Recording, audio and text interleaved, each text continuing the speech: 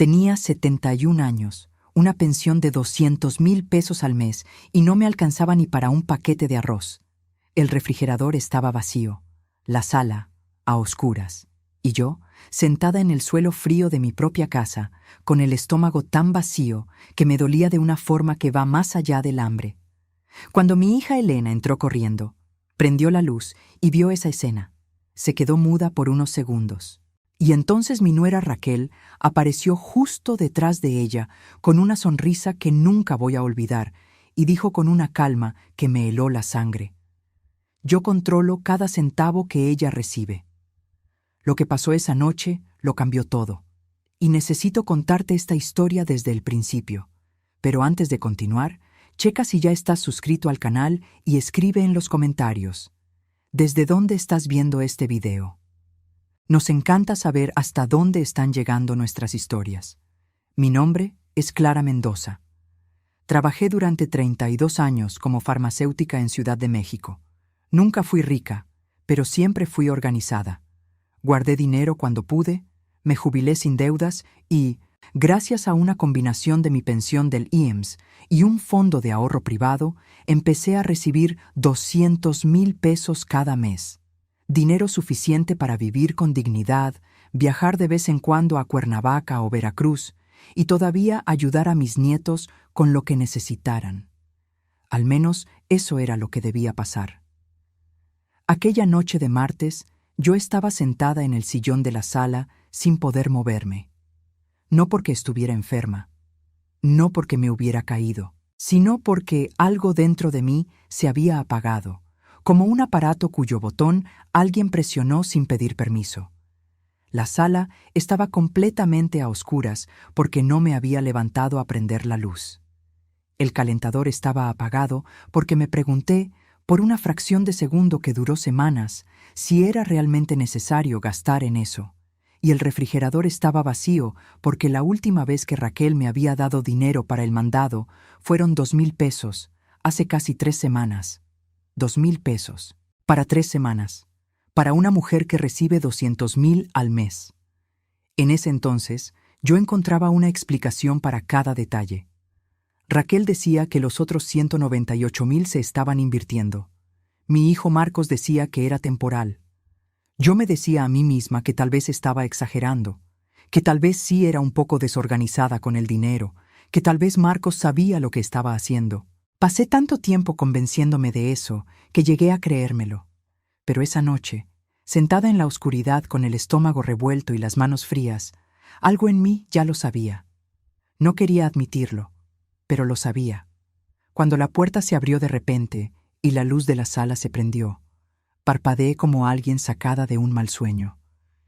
Elena estaba en la entrada. Mi hija más chica, que vivía en Querétaro y no avisaba cuando venía. Me miró la sala vacía, caminó hasta la cocina, abrió el refrigerador y se quedó parada frente al congelador abierto por un tiempo que me pareció eterno. Entonces regresó conmigo. Sus ojos tenían esa chispa que yo reconocía desde que tenía 7 años. Un brillo que mezcla rabia con desesperación, el tipo de mirada que aparece cuando quiere proteger a alguien y no sabe bien cómo. «Mamá, ¿por qué estás sentada a oscuras? ¿Y por qué no hay comida en esta cocina? Tú recibes 200,000 pesos al mes. ¿A dónde se está yendo ese dinero?» Antes de que yo pudiera encontrar las palabras, y luché por encontrarlas, te juro que luché, Raquel entró por la misma puerta. Había llegado justo detrás de Elena sin que yo me diera cuenta. Traía el abrigo todavía en el brazo, la bolsa al hombro y esa sonrisa suya. Esa sonrisa lenta, controlada, que aprendí a reconocer como una señal de que ya había calculado lo que iba a decir antes de abrir la boca. Yo controlo cada centavo que ella recibe. Lo dijo con una naturalidad que me dejó sin aliento. No como una confesión, como un hecho. Como si fuera la cosa más normal del mundo que una nuera le explicara a la hija que la madre no tiene acceso a su propio dinero. Elena se quedó completamente inmóvil por unos segundos. Yo también, pero por razones completamente distintas. Elena se quedó paralizada por el shock. Yo me quedé paralizada por la vergüenza, porque en ese instante me di cuenta de que Elena no sabía nada. Que mientras yo me había pasado 2 años convenciéndome de que todo estaba bien, de que Marcos y Raquel sabían lo que hacían, de que yo solo era una vieja que no entendía de finanzas modernas, Elena no tenía la menor idea de lo que estaba pasando en mi casa, y ahora lo sabía, y había una diferencia enorme entre que lo supiera yo y que lo supiera ella. Cuando solo yo lo sabía, era posible seguir fingiendo. Con Elena en la sala, iluminando cada rincón con esa mirada suya, de repente el fingimiento ya no era una opción. Recuerdo haber pensado en ese momento que mi vida se había vuelto demasiado pequeña para que yo misma cupiera en ella. No había pasado de golpe. Había pasado despacio, como la marea que sube sin hacer ruido y solo te das cuenta cuando ya tienes los pies mojados. Hacía 2 años que no iba al salón de belleza porque Raquel decía que era un desperdicio. Hacía 1 año que no salía a comer con mis amigas de la iglesia porque el presupuesto no lo permitía. Hacía 6 meses que no podía mandarles ni un regalo a mis nietos por su cumpleaños. 6 meses. Sin poder comprar un regalo para mis propios nietos. Elena miró de mí a Raquel. Raquel mantuvo la sonrisa. Y yo, sentada en ese sillón, me di cuenta de que la mujer que había atravesado 32 años de trabajo, criado a 2 hijos, enterrado a un marido y construido una vida desde cero, tenía miedo de hablar en su propia sala. Eso fue lo que me despertó. No fue la rabia, no todavía. Fue esa percepción fría y nítida de que me había convertido en una extraña dentro de mi propia historia. Elena se arrodilló frente a mí, me tomó las manos y me miró de una forma que yo no sabía que extrañaba hasta que la sentí de nuevo. Mamá, cuéntamelo todo. Y por dentro, algo que se había quedado callado por mucho tiempo, empezó, finalmente, a moverse. 2 años antes de esa noche, yo era una mujer diferente, no más joven, ya tenía 69 en ese entonces, pero viva de una forma que solo reconozco ahora que perdí y recuperé. Salía con mis amigas, cocinaba cuando tenía ganas, le hablaba a Elena los martes sin motivo especial, solo por oír su voz. Les mandaba dinero a mis nietos cuando me pedían cualquier tontería, de esas cosas que hacen diferencia para un niño, aunque no para un adulto. Marcos, mi hijo mayor, siempre fue diferente a Elena. Más serio, más calculador, más convencido de que sabía el camino correcto de las cosas. Cuando conoció a Raquel a los 32 años, ella me cayó bien. Era organizada, inteligente, trabajaba en contabilidad. Marcos decía que ella entendía de dinero como nadie que él hubiera conocido. Y ahí me resbalé en el único lugar donde no debía haberme resbalado. Confundí competencia con carácter. La transición fue lo suficientemente suave para que no me diera cuenta mientras pasaba. Marcos tuvo un accidente de coche. No fue grave, pero sí un susto. Y estuvo fuera del trabajo 2 meses. Vino conmigo con una petición que me pareció razonable. ¿Podría Raquel ayudarme a manejar las cuentas mientras yo pasaba por un periodo de salud un poco inestable? Yo había tenido un mareo fuerte unas semanas antes, nada serio, pero Marcos lo usó como argumento. Mamá, ¿y si te pones mal y tienes que lidiar con el banco, con transferencias, con los pagos? Deja que Raquel te ayude. Es solo para que haya alguien de confianza. Alguien de confianza. Esa frase hizo todo el trabajo. Firmé una carta poder. Raquel me explicó que era un trámite estándar, que era solo para emergencias, que yo seguiría teniendo acceso a todo. Lo dijo con una calma tan profesional que no se me ocurrió cuestionarla. Era como si fuera al médico y me pidiera un análisis de rutina. No preguntas por qué, simplemente lo haces. El primer mes fue normal. Raquel pagó las cuentas. Me dio una cantidad para mis gastos. Me enseñó un estado de cuenta resumido. Todo parecía en orden. Al segundo mes, el estado de cuenta desapareció. Dijo que me lo iba a mandar por correo. Yo dije que estaba bien. Al tercer mes, cuando pregunté por una compra específica que quería hacer, una estufa nueva porque la mía se había descompuesto, me dijo que no era buen momento, que había un reajuste en las inversiones y que pronto todo se arreglaría. No compré la estufa. Me pasé 2 meses cocinando en una parrillita eléctrica que mi marido había dejado en la bodega. Fue en ese momento cuando debí haber parado, cuando debí haberle hablado a Elena, cuando debí haber ido personalmente al banco a pedir mi estado de cuenta completo. Pero no hice nada de eso, porque había una voz dentro de mí que seguía repitiendo que Marcos sabía lo que hacía, que Raquel era competente, que yo solo era una vieja que no entendía de inversiones modernas. Esa voz era mentira, pero era una mentira cómoda, y cuando la verdad duele, a veces preferimos la mentira cómoda. Los meses fueron pasando. Las cantidades que Raquel me entregaba en sobres, siempre en efectivo, nunca por transferencia, fueron disminuyendo gradualmente. 4,000 pesos un mes, 3,000 al siguiente. A veces menos. Dejé de ir a echar el chal con las vecinas porque no tenía para pagar mi parte del café. Dejé de ir al salón. Dejé de renovar las suscripciones de las revistas que me gustaba leer. Cada privación tenía una explicación, y yo acepté cada una de ellas. Lo que no me di cuenta, lo que solo vine a entender mucho después, es que acepté porque tenía miedo. No de Raquel, sino de ser el tipo de madre que da problemas, de ser la vieja difícil que no confía en su hijo, de hacer sentir mal a Marcos. Me pasé la vida entera poniendo las necesidades de los demás antes que las mías, y ese viejo hábito mío fue exactamente la puerta por la que entró Raquel. Esa noche, con Elena arrodillada frente a mí y Raquel todavía parada en la entrada con la sonrisa que ya no podía sostener bien, empecé a contar. Despacio al principio, luego más rápido. Las palabras salieron como agua que encuentra una grieta después de mucho tiempo estancada. Elena escuchó todo sin interrumpirme, y cuando terminé, se quedó en silencio un momento. Luego se levantó, fue a la cocina y la oí abriendo y cerrando cajones. Regresó con un bloc de notas y una pluma. ¿Tienes los estados de cuenta de los últimos 2 años? Sacudí la cabeza. No había visto un estado de cuenta completo en más de 18 meses. Elena asintió, como quien confirma una sospecha. Entonces mañana vamos al banco. Las 2. Tempranito. Raquel dio un paso al frente. Dijo que no era necesario, que había un proceso, que las cosas se estaban manejando con cuidado. Su voz tenía esa firmeza controlada de siempre. Pero sus ojos, por una fracción de segundo, mostraron algo diferente. Miedo. Lo vi. Y cuando lo vi, me di cuenta de que la mujer que yo había dejado que me controlara por 2 años solo tenía poder porque yo se lo había dado. Y podía dejar de dárselo.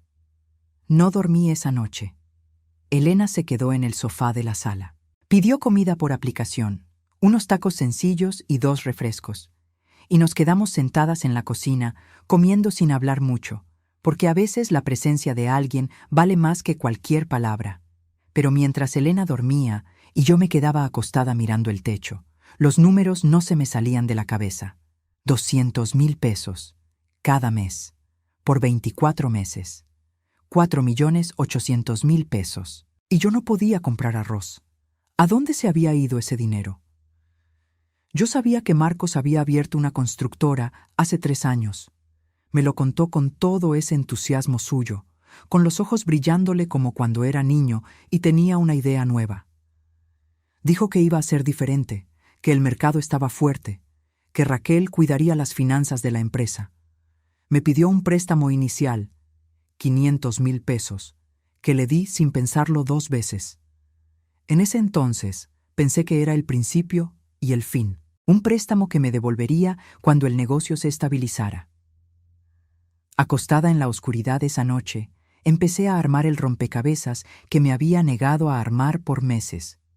Los 500,000 se habían convertido en la carta poder. La carta poder se convirtió en acceso total. El acceso total se convirtió en silencio. Y el silencio, mes tras mes, se convirtió en ese refrigerador vacío. A las 6 de la mañana, ya estaba sentada en la cocina tomando el café que Elena había preparado antes de despertarse bien. Apareció con el pelo todo despeinado. Se sentó frente a mí y me miró con ese estilo directo suyo. ¿Estás lista? Dije que sí. Llegamos al banco a las 9 en punto en pleno centro de Ciudad de México. Elena me tomó del brazo mientras entrábamos. No porque necesitara apoyo físico, sino porque sabía que necesitaba sentir que no estaba sola. La sucursal estaba iluminada, con mucha gente, con ese olor a papel y aire acondicionado que siempre me dio la sensación de ser un lugar serio. Pedimos hablar con el gerente. Nos llevaron a una oficina pequeña con mesa de cristal. El gerente, un hombre de unos 50 años, serio pero amable, me pidió mis documentos y empezó a teclear. Cuando la pantalla de su computadora mostró los números, vi cómo le cambiaba la expresión. Fue sutil, pero yo pasé 32 años detrás de un mostrador de farmacia, aprendiendo a leer las caras de la gente que intenta no demostrar lo que siente. Estaba preocupado. En 24 meses, más de 4,5 millones de pesos habían sido transferidos de mi cuenta de jubilación a una cuenta empresarial registrada a nombre de Marcos y Raquel. Las transferencias eran regulares, a veces 2 al mes, siempre con una autorización firmada, por la carta poder que yo había concedido. El saldo actual de mi cuenta era de 1,700 pesos. Elena no dijo nada por un momento. Luego preguntó, con una calma que sé que le costó mucho mantener, si había alguna señal de que las transferencias se hubieran hecho sin mi conocimiento real, considerando que la carta poder se firmó sin una explicación clara de los riesgos. El gerente eligió sus palabras con cuidado. Dijo que la situación planteaba dudas serias sobre la naturaleza fiduciaria del poder. Dijo que, si yo lo deseaba, había mecanismos para abrir una investigación formal sobre el uso de los fondos. Elena me miró. Pensé en Marcos, en el niño que se enfermaba y me llamaba a las 3 de la mañana, en el adolescente que lloraba a escondidas cuando su papá murió y solo me dejó verlo porque entré a su cuarto sin tocar. Pero también pensé en el refrigerador vacío, en la parrillita eléctrica, en los sobres con 1,500 pesos. Quiero abrir la investigación, dije. Mi voz salió más firme de lo que esperaba. El gerente asintió y empezó a llenar los formularios. Mientras tecleaba, mi celular vibró en el bolsillo. Un mensaje de un número desconocido. 5 palabras, te vas a arrepentir. Se lo enseñé a Elena.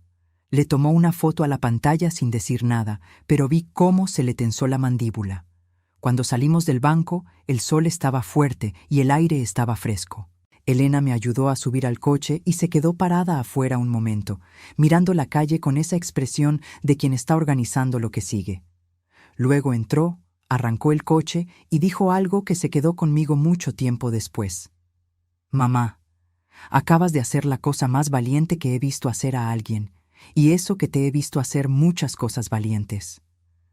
No pude responder, pero sentí algo que no sentía hace meses, que todavía estaba viva, de verdad, no solo existiendo, viva.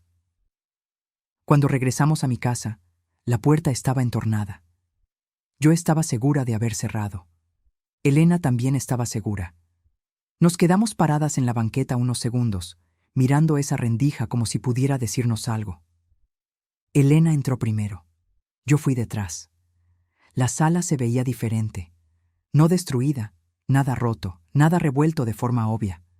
Pero había algo mal en cómo estaban las cosas. El cajón del escritorio estaba 1 centímetro más abierto de como yo lo dejo. La caja fuerte pequeña que está en el closet de mi cuarto estaba en su lugar, pero con la combinación movida. Quien había estado ahí sabía lo que buscaba y sabía dónde buscarlo. En la mesa de la cocina había un sobre con mi nombre escrito a mano. Adentro, en una hoja blanca común, 4 palabras en letra de molde. Para, mientras puedas. Elena llamó a la policía. 2 patrullas llegaron en 20 minutos. Hicieron preguntas, anotaron todo. Dijeron que no había señas de que hubieran forzado la entrada, lo que significaba que quien entró tenía llave. Hice una lista mental de quién tenía llave de mi casa. Yo, Elena, Marcos, Raquel y una vecina de toda la vida, doña Tere, que guardaba la de repuesto y que yo sabía con absoluta certeza que no tenía nada que ver. Después de que los policías se fueron, Elena y yo nos sentamos a la mesa de la cocina. Ella tenía esa cara de quien intenta no demostrar qué tan asustada está para no asustar a la otra persona. Pero yo también estaba asustada, así que hablé primero. Elena, esto es más grande de lo que pensaba. Ella asintió. Dijo que le había hablado a un amigo que trabajaba en derecho corporativo, solo para tener una orientación inicial. El amigo le había pedido que revisara los registros públicos de la empresa de Marcos. Lo que encontró no era nada bueno. La empresa tenía 3 demandas de proveedores a los que no les habían pagado. Había registros de cheques rebotados. Y había una hipoteca que yo no sabía que existía, registrada a nombre de la empresa, usando como garantía una propiedad que me pertenecía a mí, mi casa en la colonia del Valle. Sentí que el suelo se me hundía de una forma que no es metáfora, fue físico. Elena tuvo que sostenerme del brazo. Marcos había puesto mi casa como garantía de un préstamo para su negocio sin decirme nada, usando la carta poder que yo había firmado sin entender bien qué estaba firmando. Si el préstamo no se pagaba, yo perdía la casa donde los crié a los dos, donde mi marido se enfermó, se recuperó, se volvió a enfermar y esa vez ya no se levantó, donde Elena aprendió a caminar, donde Marcos aprendió a leer, donde yo había plantado un jardín de azaleas que todavía florecía cada primavera sin que yo tuviera que pedirlo. Esa casa podía ser embargada. Me quedé mirando la pared por un tiempo que no sé cuánto fue. Elena se quedó a mi lado en silencio, porque ella sabe cuándo necesito silencio y cuándo necesito palabras. Luego me levanté. Fui a la ventana y miré el jardín. Las azaleas estaban dormidas en esa época del año, pero las ramas seguían ahí, esperando la primavera. «Márcale a ese amigo tuyo», le dije. «Quiero saber qué se puede hacer». Elena agarró el teléfono, y yo seguí mirando las ramas de las flores, pensando que las plantas que sobreviven al invierno no lo hacen por suerte. Lo hacen porque tienen raíces que van lo suficientemente profundo para aguantar el frío. Yo todavía tenía raíces, solo necesitaba recordarlas. Marcos vino al día siguiente, no avisó. Apareció tempranito, antes de las 8, con Raquel al lado, y esa expresión que le conozco desde que era adolescente. Una mezcla de estar a la defensiva y tener culpa, la cara de quien sabe que la regó, pero todavía no decide si lo va a admitir. Elena estaba conmigo. Nos quedamos los 4 en la sala, yo en mi sillón, Elena de pie cerca de la ventana, Marcos y Raquel en el sofá, y por un momento nadie dijo nada. Entonces Marcos empezó a hablar. Dijo que la empresa estaba pasando por dificultades temporales, que un contrato grande estaba a punto de cerrarse, que había usado mi dinero porque no tenía otra opción, porque los bancos eran lentos y necesitaba capital rápido, y que la familia debía apoyarse. La familia debía apoyarse. Lo dejé terminar. Luego le hice una sola pregunta. «Marcos, ¿tú sabías que si ese contrato no salía, yo podía perder esta casa?» Dudó. Y en esa duda estaba la respuesta. Lo sabía. Había decidido no decirme. Raquel intentó meterse. Dijo que la situación era más compleja de lo que yo entendía, que había una estrategia, que todo se iba a resolver. Pero había algo diferente en ella ese día. La voz seguía teniendo la firmeza de siempre, pero sus ojos se veían cansados. Era la expresión de alguien que también se había dado cuenta de que la situación se les salió de las manos. Elena no discutió, no gritó. Simplemente les informó, con esa frialdad calmada que tiene cuando está más enojada que nunca, que ya habíamos consultado a un abogado independiente, que la investigación del banco ya estaba en marcha y que si la hipoteca de la casa no se cancelaba por medios legales, el siguiente paso sería una denuncia penal. Marcos se puso pálido. Raquel también. Hubo un momento de silencio tan pesado que podía oír el reloj de la cocina. Entonces Marcos hizo algo que no me esperaba. Se levantó, vino hacia mí, se arrodilló frente a mí exactamente como Elena lo había hecho 2 días antes, y el contraste entre los dos gestos era enorme, porque cuando Elena lo hizo fue para protegerme, y cuando Marcos lo hizo fue porque ya no sabía qué más hacer, y dijo: «Mamá, me metí en algo que ya no puedo controlar, y te usé para intentar salir. Eso estuvo mal». No fue suficiente. Admitir el error no lo borra. Pero fue la primera cosa honesta que me había dicho en 2 años, y tuve que procesarlo un momento antes de contestar. Le pregunté cuánto era la deuda total. Me dijo un número que no voy a repetir aquí, pero que era mucho más grande de lo que imaginaba. Le pregunté quién más estaba metido, porque los mensajes del número desconocido y la entrada a mi casa no me sonaban a algo que haría Marcos, que con todos sus defectos nunca fue violento. Fue Raquel quien contestó. Dijo que había un socio fantasma en la empresa, un hombre que había invertido dinero al principio y que ahora estaba presionando para recuperar su lana antes de que cualquier investigación congelara las cuentas. Ese hombre era quien había mandado los mensajes. Era probablemente quien había entrado a mi casa. Yo no era solo la madre de un hijo endeudado. Yo era el aval de un negocio podrido que otros querían devorar antes de que llegaran las autoridades. Elena hizo una llamada mientras Marcos y Raquel seguían en la sala. En menos de 1 hora llegó un abogado con papeles. Lo que pasó en esas horas fue burocrático, doloroso y necesario. Marcos firmó documentos reconociendo el uso indebido de los fondos. Raquel entregó contraseñas y accesos. El poder fue revocado formalmente ante notario. El abogado inició los trámites con el banco para proteger la propiedad durante el proceso de investigación. Cuando Marcos se fue, me dio un abrazo en la puerta. Yo se lo devolví, porque seguía siendo mi hijo, y eso no cambia. Pero cuando lo solté, supe que algo entre nosotros había cambiado para siempre. No el amor ahí estaba, pero la confianza ciega se había ido. Y tal vez eso no era malo. Tal vez el amor sin lucidez no es protección. Es solo otra forma de oscuridad. Las semanas que siguieron fueron largas y complicadas. El banco terminó su revisión y confirmó lo que ya sabíamos. Millones de pesos habían sido transferidos sin que yo tuviera plena comprensión de los riesgos.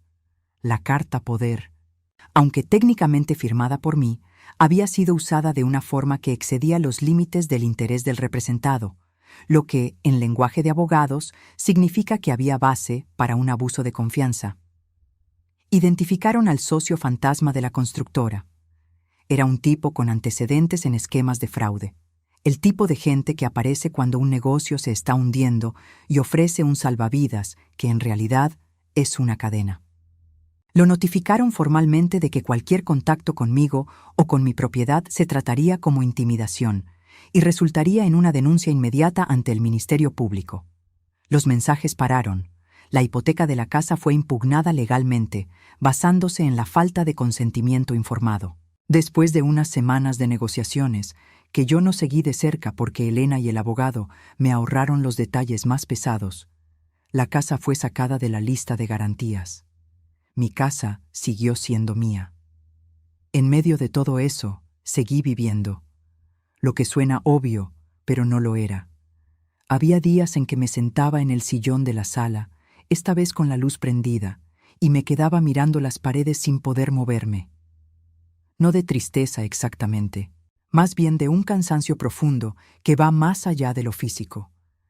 Cuando pasas 2 años creyéndote una versión de ti misma que no es cierta, la versión de que eres muy vieja para entender, de que es mejor dejar que los otros decidan, de que preguntar es dar problemas. El proceso de regresar a la versión real es más lento de lo que parece. Elena se quedó conmigo 3 semanas. Luego regresó a su vida en Querétaro, pero me hablaba diario. A veces 2 veces al día. Fui al banco sola por primera vez un sábado en la mañana. Pedí mi estado de cuenta. Me senté frente al cajero y miré los números en la pantalla. Los números reales, el saldo real, las transferencias. Fue raro e importante al mismo tiempo. Empecé a guardar los estados de cuenta en una carpeta. Cada mes, sin falta. La empresa de Marcos cerró formalmente 2 meses después. Perdió su inversión, perdió su reputación, perdió a un socio que nunca fue un aliado de verdad. Se quedó sin trabajo un tiempo. Durante ese tiempo, me habló algunas veces. Conversaciones cortas, un poco incómodas, de esas que pasan cuando 2 personas tienen que aprender de nuevo a hablarse después de que la dinámica cambió. En una de esas llamadas me dijo que había empezado a ir a terapia, que estaba tratando de entender por qué tomó las decisiones que tomó, que estaba descubriendo que el miedo a parecer un fracasado fue más fuerte, por un tiempo, que todo lo demás. Lo escuché. No le dije que todo estaba bien, porque no lo estaba del todo, pero le dije que sabía que no era un hombre malo que tomó una decisión mala, y que la diferencia entre las dos cosas importa. Se quedó callado un momento. Luego me dio las gracias. En cuanto a Raquel, ella y Marcos siguen juntos, pero la relación entre ella y yo se volvió distante. Ha intentado acercarse algunas veces, manda mensaje en mi santo o cumpleaños, pregunta cómo estoy. Le contesto con educación. Pero hay un tipo de confianza que, una vez que se rompe, no se reconstruye sin que pasen años y sin pruebas de que realmente se reconoció el daño. Seguimos en ese proceso. El abogado logró recuperar una parte del dinero a través de un convenio que no voy a detallar, porque son términos legales que prefiero dejar a los expertos. No fue todo. Probablemente nunca sea todo. Pero fue suficiente para que yo sintiera, por primera vez en mucho tiempo, que mi historia también había sido tomada en serio. No como un caso, como la historia de una persona real. Lo que aprendí sobre la claridad. Hoy es una mañana de jueves y estoy sentada en la cocina tomando café. El refrigerador está lleno. El calentador está prendido. Por la ventana se ve el jardín, donde las azaleas están floreciendo otra vez. Porque llegó la primavera, que llega siempre, sin importar todo lo que pase mientras la esperamos. Tengo 71 años. Tengo canas que decidí ya no tapar. Tengo manos que me tiemblan un poquito cuando estoy cansada.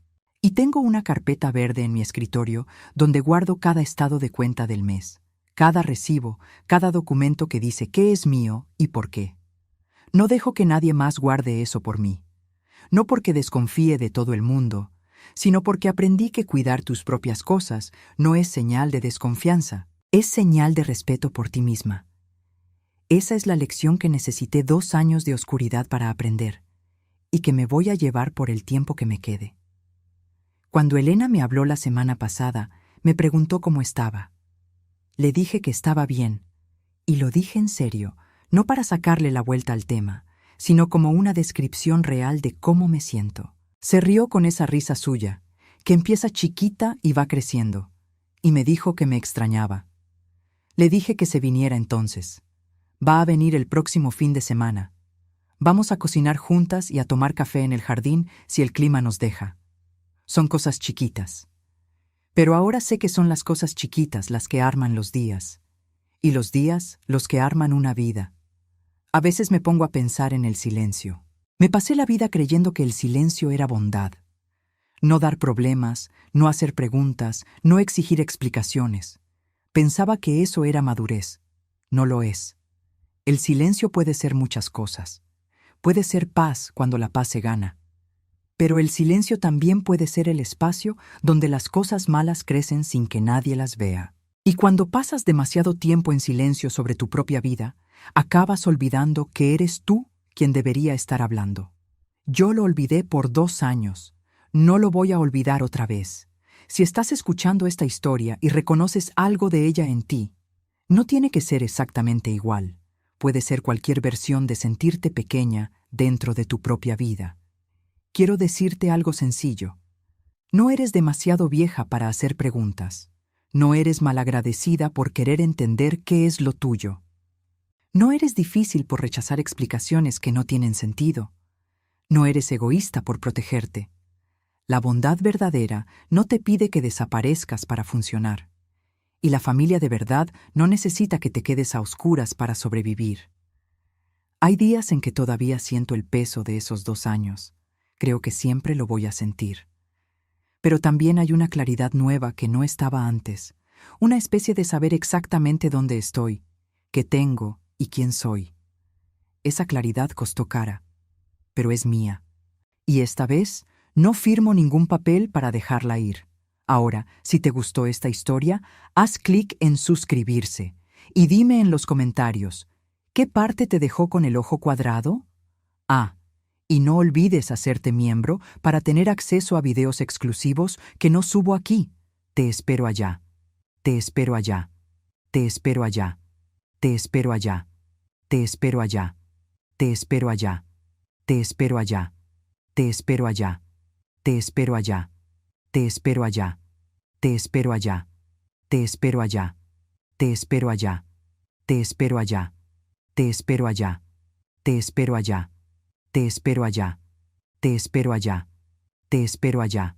Te espero